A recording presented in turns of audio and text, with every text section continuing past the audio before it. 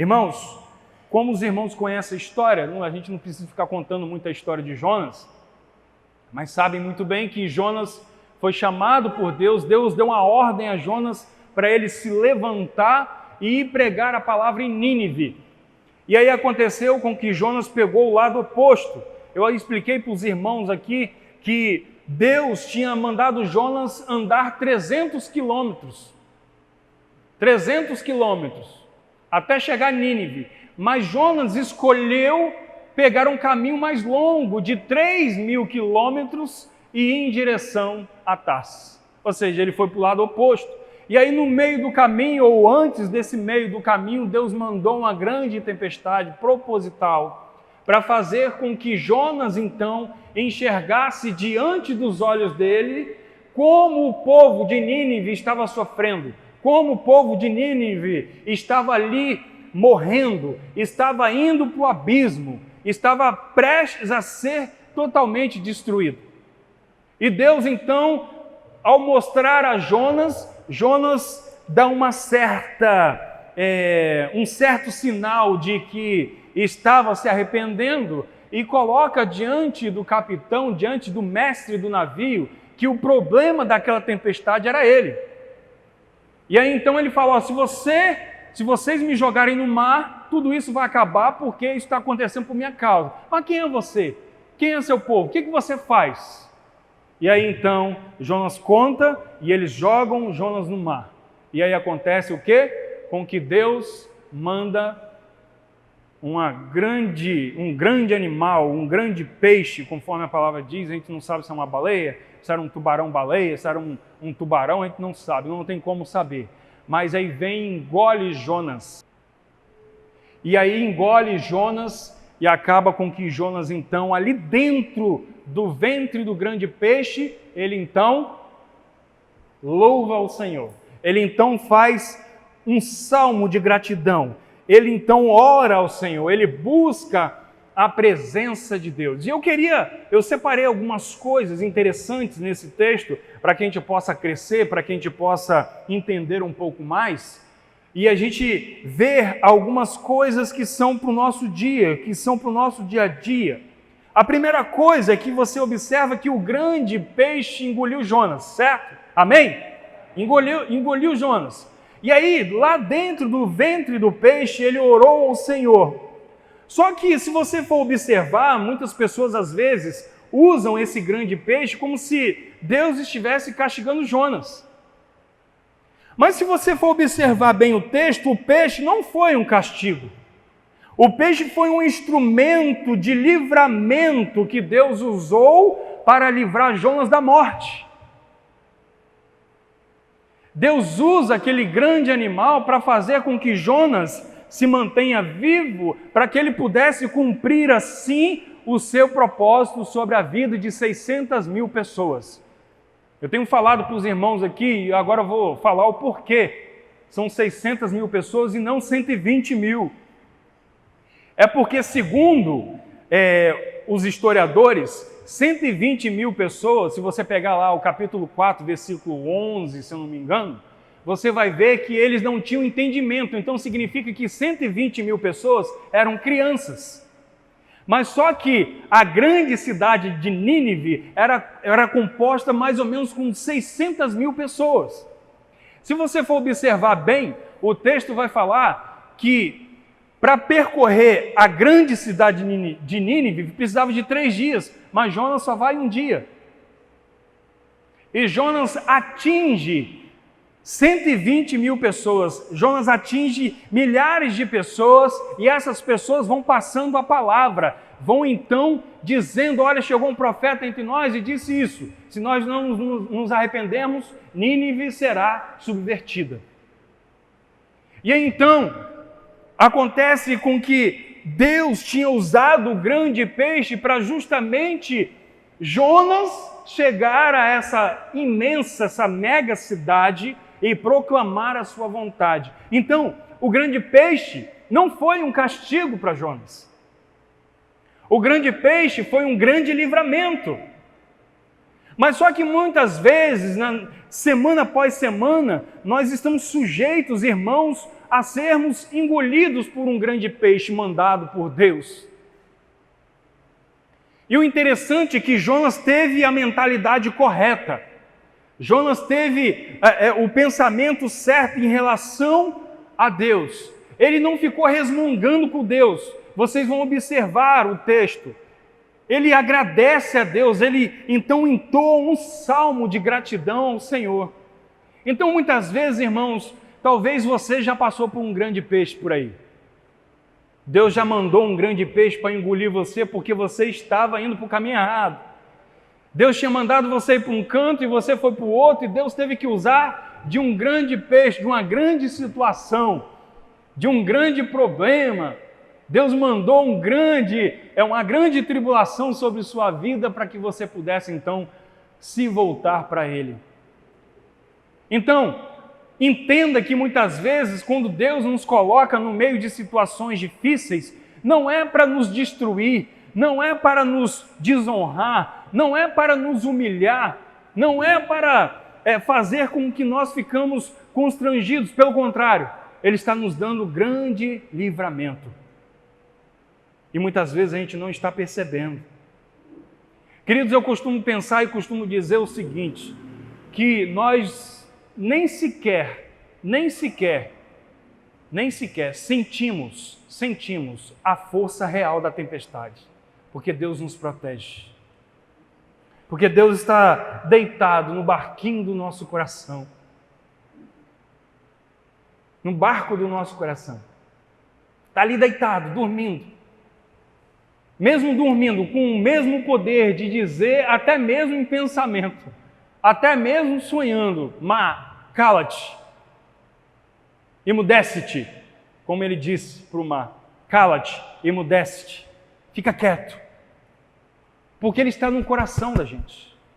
Ele não habita em templos feitos por mãos. O Senhor habita no coração de todo aquele que o recebe. Então, muitas vezes, não coloque o grande peixe ou a grande situação difícil que você estiver passando como uma situação em que Deus esteja repreendendo você. Porque muitas vezes também, irmãos, a gente, quando é corrigido por Deus, quando a gente é colocado por Deus em situações difíceis, muitas vezes a gente acha que Deus está brigando com a gente, que Deus está querendo destruir a vida da gente, querendo fazer com que a gente tome um grande puxão de orelha. Mas pelo contrário, você não está fazendo nada de errado. Ele simplesmente quer que você cresça. Ele simplesmente quer que você se fortaleça. Ele simplesmente quer que você brilhe cada vez mais. Então não entenda um grande peixe que vi ou que você esteja passando na sua vida agora nesse momento como uma forma de Deus estar te castigando. Lógico, Deus castiga. Deus é um Deus de juízo. Não é apenas um Deus de amor. Mas por amor, Ele é um Deus de juízo. Mas não entenda dessa forma. Entenda que Deus está trabalhando no seu coração, que Deus está moldando o seu coração, que Deus está fazendo você ser uma pessoa melhor. Lembra quando eu falo aqui, irmãos, que Deus não gosta de dar nada do que é bom para ninguém, Deus só dá o melhor.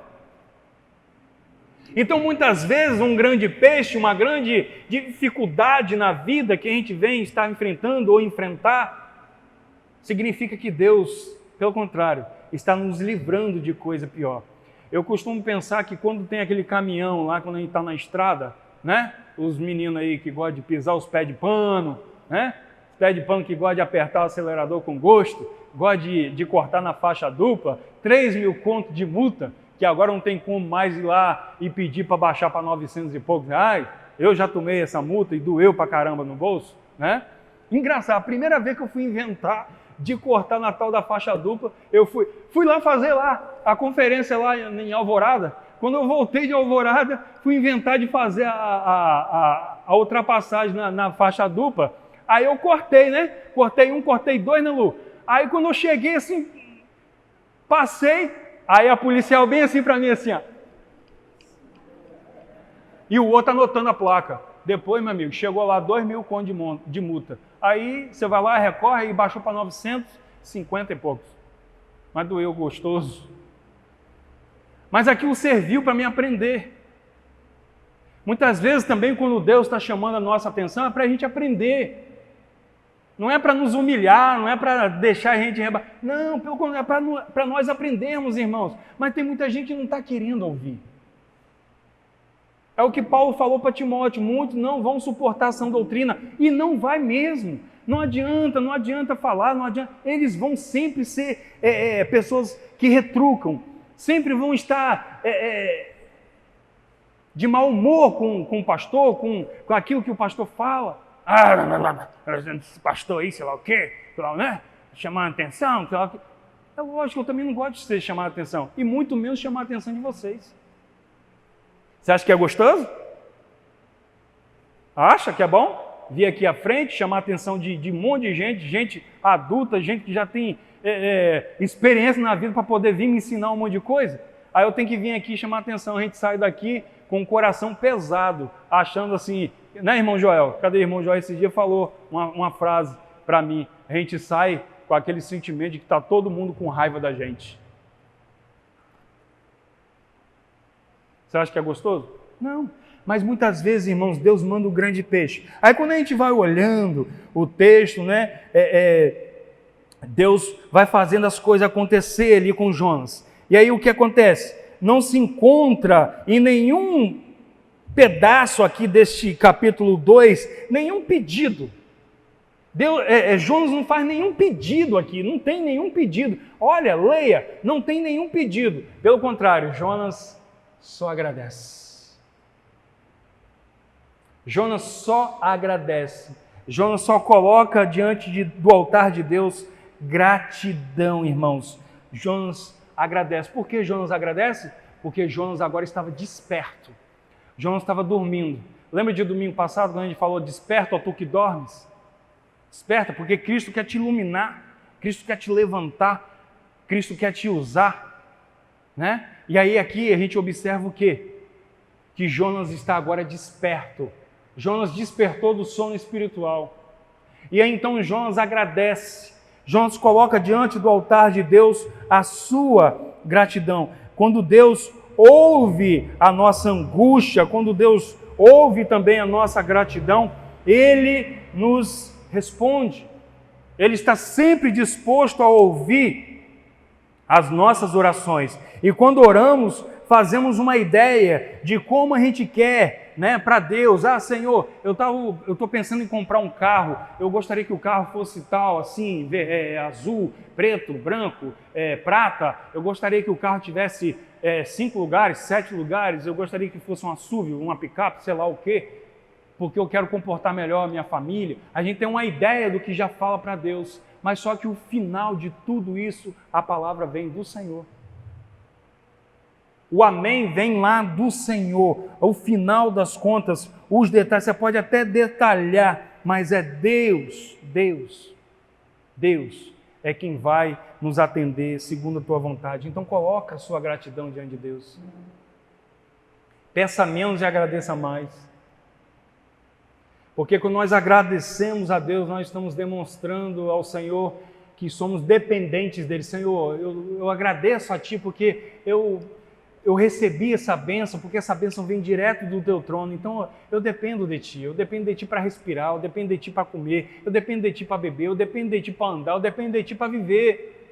Então eu Te agradeço. Te agradeço por estar aqui hoje. E é por isso que eu falei logo no início, eu agradeço a Deus. Agradeço porque você está aqui hoje, que nós juntos aqui estamos em posição de gratidão diante do Senhor. Você entrou aqui com algum motivo. É lógico, o melhor e maior motivo de nós estarmos aqui é o próprio Jesus. É o próprio Jesus, amém?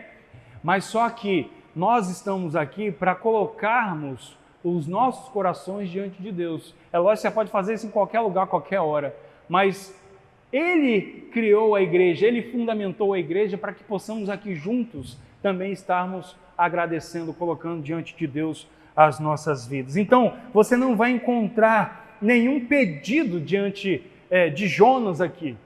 Jonas não coloca nenhum pedido diante de Deus. Pelo contrário, ele só coloca a sua gratidão. Coloque a sua gratidão diante de Deus.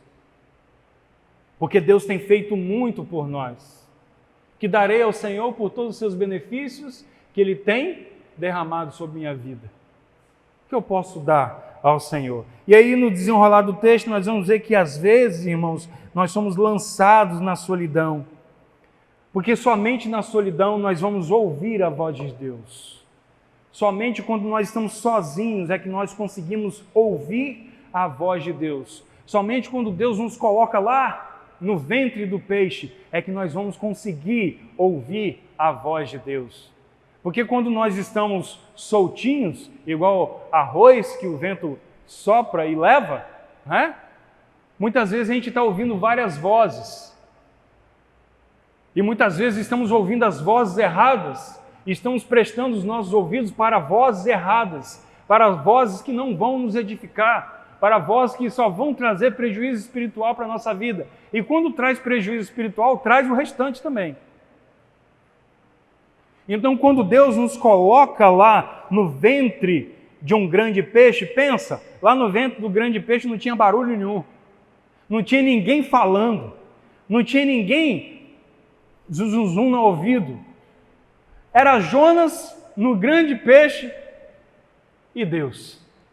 Mas nada. As algas enrolando Jonas. Ele mesmo descreve aqui: as algas vieram sobre mim. Águas que entravam no grande peixe, ia lá, inundava o grande peixe. Jonas se debatia para um lado e para o outro, cobria Jonas. E Jonas ali com medo de afogar. Mas só ali foi que Jonas ouviu a voz de Deus. Então, muitas vezes, irmãos, quando Deus nos coloca no ventre de um grande peixe, significa que Deus quer falar com você. Não é para te punir. Quando Deus nos coloca em situações difíceis, é para que a gente possa estar com os nossos ouvidos atentos para a sua palavra, para a sua vontade, para aquilo que Ele tem a nos falar, dos seus planos, dos seus propósitos para nossas vidas, porque muitas vezes a gente está indo no caminho oposto. Nínive está aqui, mas você está indo para Tarsis. Então Deus nos coloca dentro de situações difíceis justamente para corrigir a nossa rota, justamente para nos colocar diante do seu caminho, para que a gente possa chegar, porque o caminho de Deus não tem curva, o caminho de Deus é reto. Então, quando a gente se desvia dele, ele vai lá e nos traz de volta. Eu estava explicando hoje, mais cedo, no culto maturidade, o culto para os idosos, e ali, o que é que aconteceu? Estava explicando para eles lá no Salmo 23, que quando o pastor usa o cajado, quando a ovelha sai do meio das outras ovelhas, ele vai lá e puxa a ovelha com o cajado e traz ela de volta. Para quê? Para direcionar ela para o caminho, para corrigir a rota dela. E é isso que Deus faz. Deus corrige a nossa rota o tempo todo. Irmão, seja sincero, por você mesmo você estaria aqui hoje, por você, só por você, sem Deus tocar no seu coração, sem Deus lembrar você que tem culto, sem Deus fazer nada, você viria para cá hoje? Eu creio que eu não viria. Eu creio que talvez eu queria estar lá nas areias da Praia da Costa.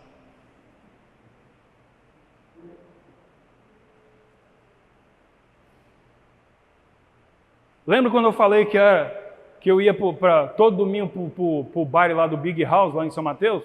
De repente estava lá no Big House.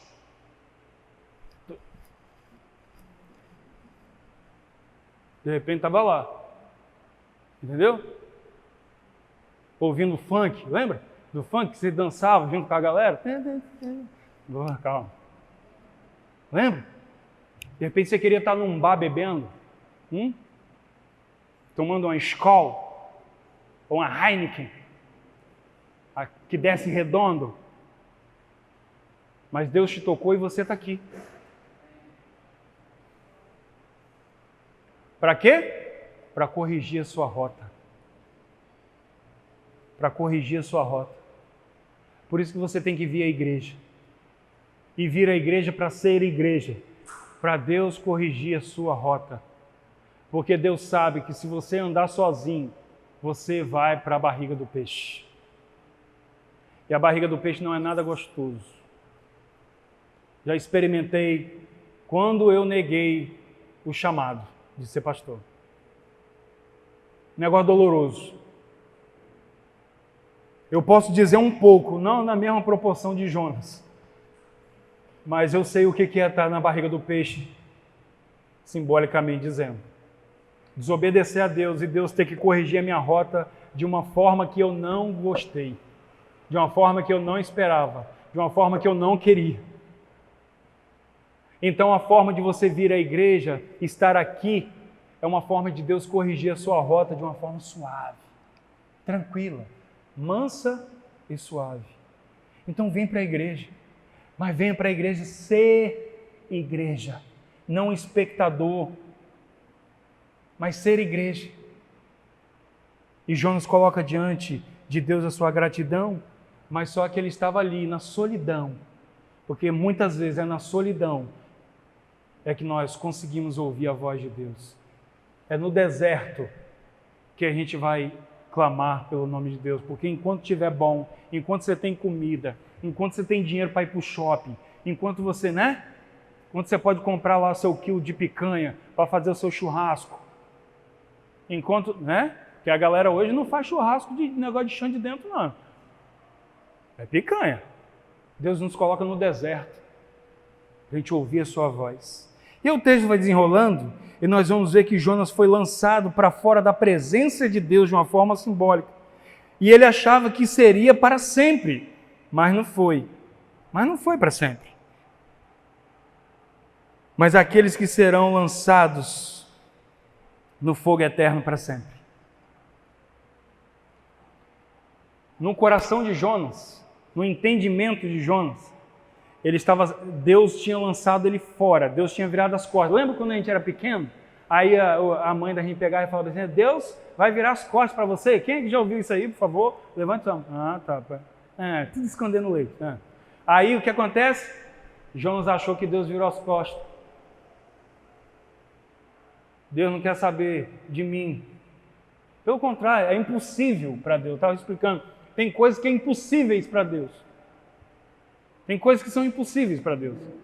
Por exemplo, ele está ausente. É impossível. E olha que ele é o Deus do impossível. É impossível Deus ficar sem te ver, sem te visitar todos os dias, porque a sua glória inunda todo o universo. Todo o universo. A sua glória inunda todas as coisas. Então Jonas achou que estava sozinho. Muitas vezes talvez você tenha entrado na igreja, ido para a igreja, visitado a igreja aqui, visitado a igreja ali, ou então está vindo para cá, está ficando aqui, está ouvindo as mensagens, tal, e muitas vezes tem se sentido assim, sozinho, abandonado por Deus. Mas eu queria te dizer, Deus não tem como te abandonar. É impossível para Deus te abandonar, até porque Ele ama, e o amor está em sua essência. É impossível para Deus te abandonar. E aqui Jonas estava achando que estava sozinho e que foi abandonado por Deus, mas só que o sentimento dele é, pronto, fui abandonado para sempre. Onde estou?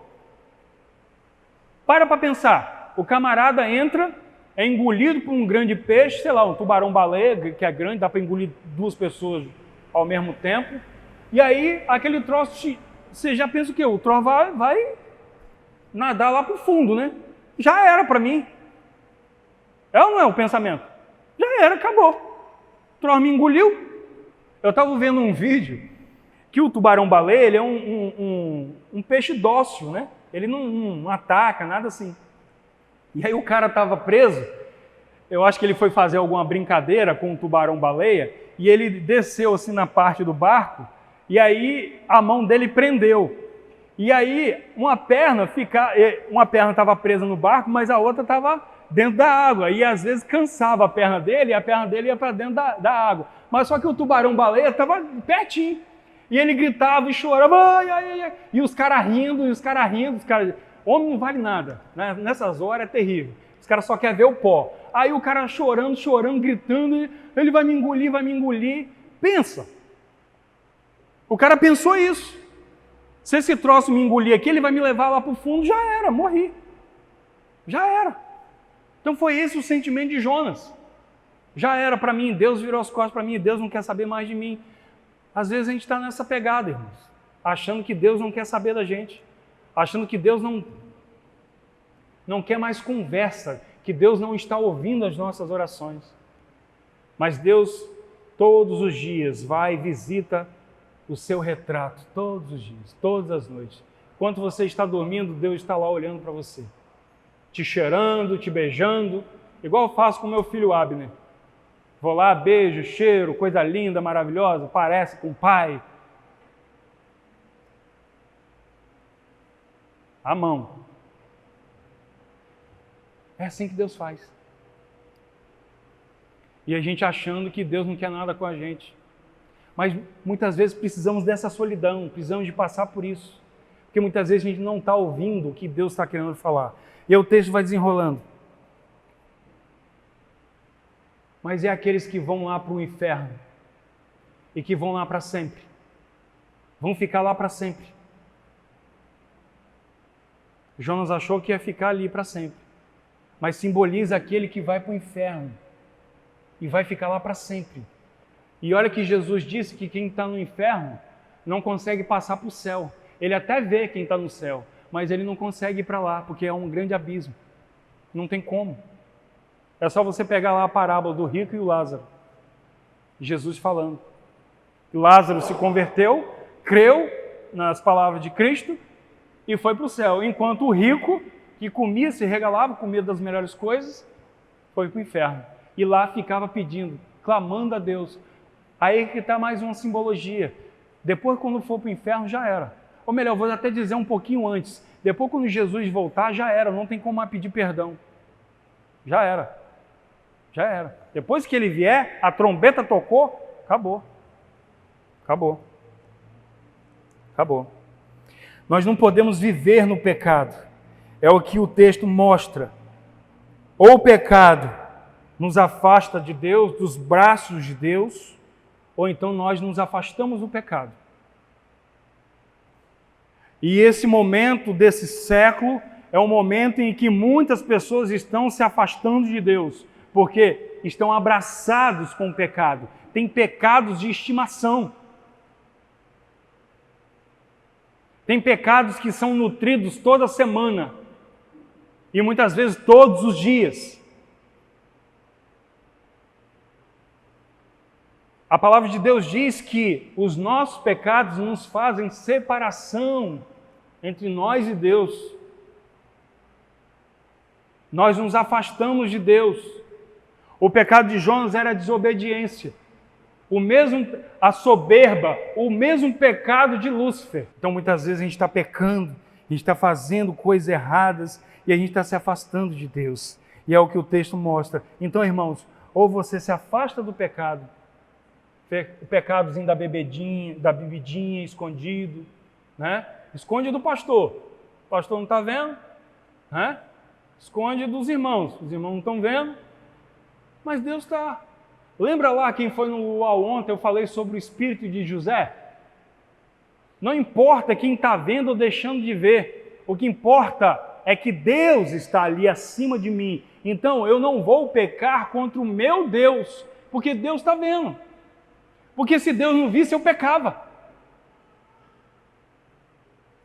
É ou não é verdade? Se Deus não visse, se Deus não fosse onisciente, a gente pecaria. A gente faria as coisas erradas. Faria, com toda certeza absoluta. A gente faria, irmãos. Lembra, vamos botar a imagem aqui do policial, né? Aí você pega e está fazendo algum delito dentro do carro, tipo, vamos botar aí um celular, ou então está sem cinto, alguma coisa. Ah, mas o policial não está vendo. Entendeu? O policial não está vendo. Se o policial não vê, eu posso fazer. Será que é esse o espírito de José? Hã? Será que é assim que a gente tem que viver diante de Deus? Ah, o pastor não está vendo? Então eu posso fazer. Os irmãos não estão vendo? Então eu posso fazer. Mas se o pastor vê, eu vou parar. Só paro se eu for pego no flagra. Será que é assim? Jesus falou que nossa palavra tem que ser sim, sim. O quê? Não, não. O que procede disso é o quê? Maligno. Maligno. Maligno. Quando nós tentamos fugir da presença de Deus, ficamos encurralados pelas circunstâncias provocadas pelo próprio Deus.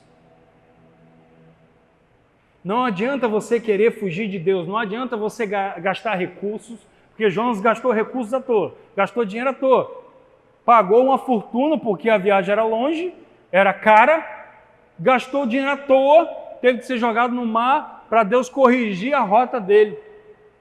Então, irmãos, quando a gente quer fugir da vontade de Deus, quando a gente tenta, quando a gente pensa em tentar, a gente acha que tem condições de tentar fugir da vontade de Deus, Deus vai lá e nos encurrala com as circunstâncias. Não tem aquela porta que está fechando para você?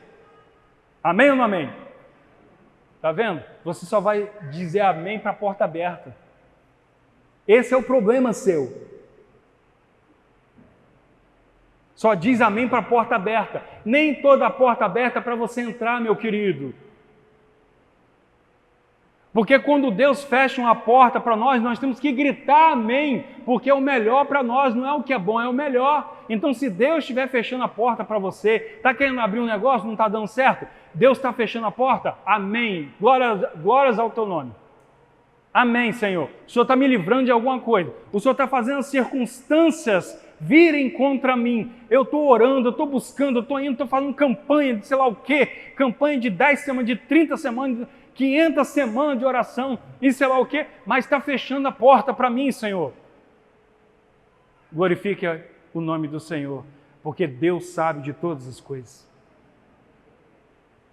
Se Deus está fechando a porta, é porque Deus tem uma porta melhor para você. Mas você tem que ser maduro para entender isso. Não pode ser teimoso, não pode ser melindroso, cheio do mimimi. Por isso que é a geração mimimi, chamada de geração mimimi, de melindroso. Mimimi. Mas, na verdade, eu estou começando a achar que não é a geração de hoje que é melindrosa, não. São os pais da geração. Se liga. Estava conversando, foi com você, né, Vanessa? Estava falando, você sabe por que os nossos filhos não brincam mais na rua? A gente estava vendo lá, né, Sirlene brincando de queimado, irmã Maria Unide, a galera lá que foi ontem no UAU, tudo brincando de queimado, outros lá jogando vôlei. Eu era piolho de vôlei.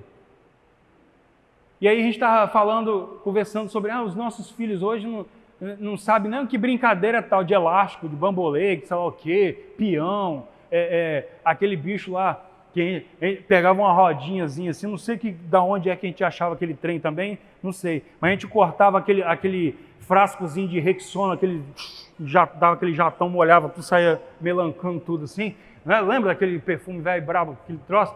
Aí a gente cortava aquilo, botava um cabo de vassoura e saía andando com aquilo, guiando aquilo no meio. Vocês lembram desse negócio? Brincava de pique-esconde, né? Aí quando tinha uma menininha, né? Aí eu escondia pertinho, dava uns beijinhos, despistava, né? Vocês lembram?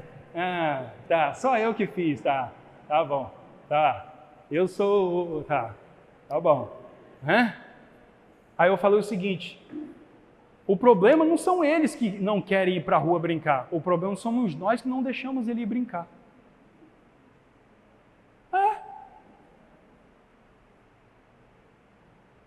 Enfia celular na cara do menino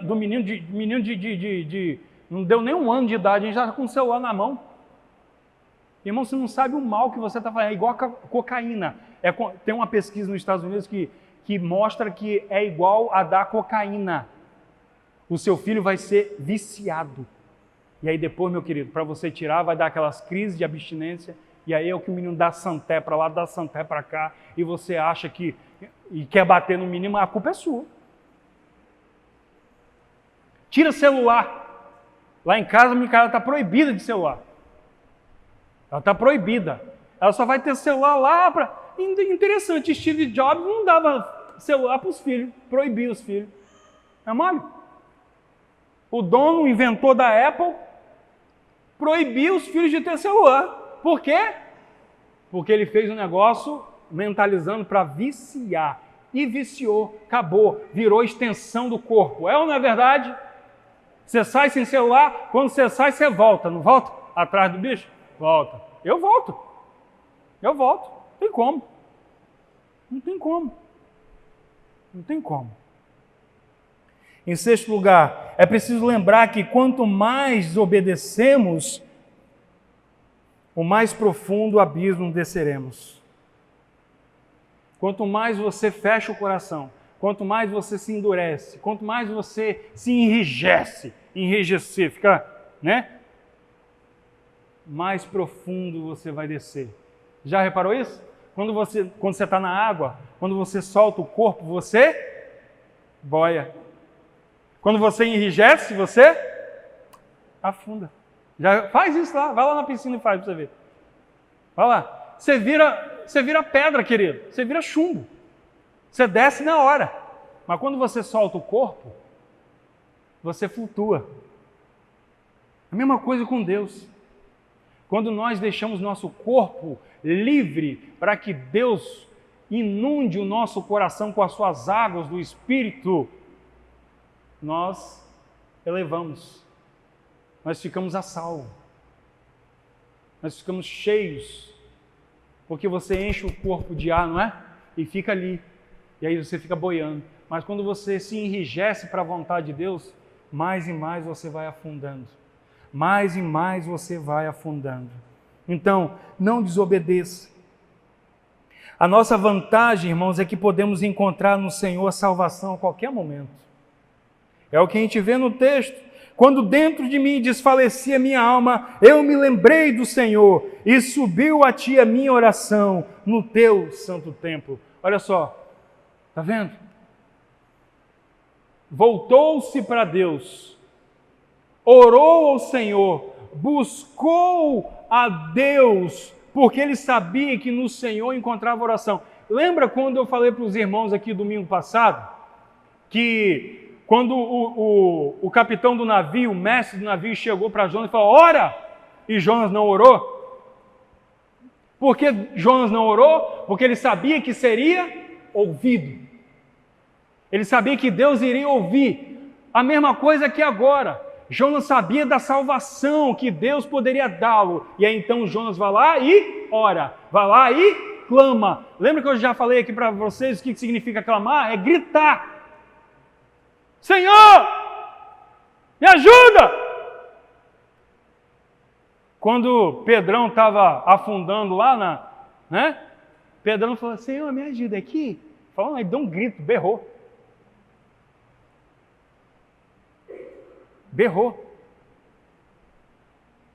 Então, irmãos, a nossa vantagem, mesmo pecadores, mesmo desobedecendo, mesmo indo para a rota errada, mesmo fazendo o GPS, está toda hora lá corrigindo a sua rota, porque você está indo por lugares errados, ele fica lá corrigindo a rota, fica lá te enchendo a paciência, é o Espírito Santo de Deus te enchendo a paciência mesmo. O Espírito Santo de Deus falando com você, entra na rua tal, volta, faz isso. É o Espírito Santo de Deus. Mesmo com toda essa desobediência, nós podemos chegar a Deus, porque nós sabemos que em Deus nós encontramos a salvação. Amém? Em Deus nós encontramos o consolo. Em Deus nós encontramos o grande amigo. Nós cantamos o grande amigo hoje mais cedo. Em Deus nós encontramos um porto seguro para que a gente possa ali colocar o nosso barco. E aí, em nono e último lugar, irmãos, em oitavo lugar, melhor dizendo, Deus estava disposto a ajudar Jonas, mas tinha uma condição. Deus é sempre com condição. Deus não faz nada de graça. Sempre tem um se. Sempre tem uma condição. Se você fizer isso, se você não se desviar para a direita e não se desviar para a esquerda, andar reto, eu te abençoarei. Lembra de Josué 1? Né? Não te aparte do livro da lei, medita nele dia e noite, que aí eu vou te fazer próspero. Mas não se desvie para a esquerda nem para a direita. Se. E aí, lembra de Jesus, quando Jesus chegou e pregou, se arrependerdes, se não vos arrependerdes, todos de igual modo perecereis. Todos, sem exceção de ninguém. Se. Mas ao mesmo tempo ele estava dizendo o quê? Se vocês se arrependerem, vocês vão ser salvos. Vocês vão receber a salvação. Então, Deus estava disposto a ajudar Jonas, mas a base de um se. E qual era o se? o arrependimento. O arrependimento vem lá do grego metanoia. Metanoia significa que você está indo numa direção e você muda de mente, você muda a direção. Isso é a metanoia.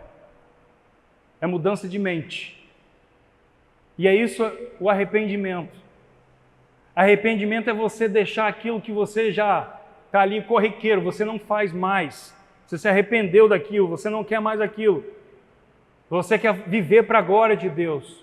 E aí é a condição de Deus para ajudar Jonas, o arrependimento. É a condição de Deus para te ajudar, para me ajudar, o arrependimento. Nós precisamos nos arrepender todo dia. Não para aceitar Jesus todo dia, porque isso é uma vez só e acabou. Mas nós todos os dias pecamos. E tem muitas coisas ainda que a gente carrega, que a gente trouxe lá do mundão, que a gente precisa ir tirando da nossa vida. Uma delas é a preguiça. Uma delas é a desculpa. Porque tem algumas coisas que a gente não vai fazer no céu. Eu lembro que eu preguei essa mensagem lá na PIB de Guriri. E eu preguei no seguinte tema: coisas que no céu não iremos fazer. E eu vou falar algumas coisas. Por exemplo, no céu você não vai evangelizar ninguém. Lá não precisa de ninguém para ouvir o evangelho. Lá no céu, ninguém vai precisar de se arrepender, porque lá o céu é para os arrependidos. Lá no céu, ninguém vai precisar de receber Jesus no coração, porque lá é para aqueles que já o receberam. Lá no céu não vai ter como você dar desculpa, porque desculpa é pecado e no céu não entra pecado. Lá no céu não vai entrar preguiça, porque preguiça é pecado e lá no céu não tem pecado. Está entendendo?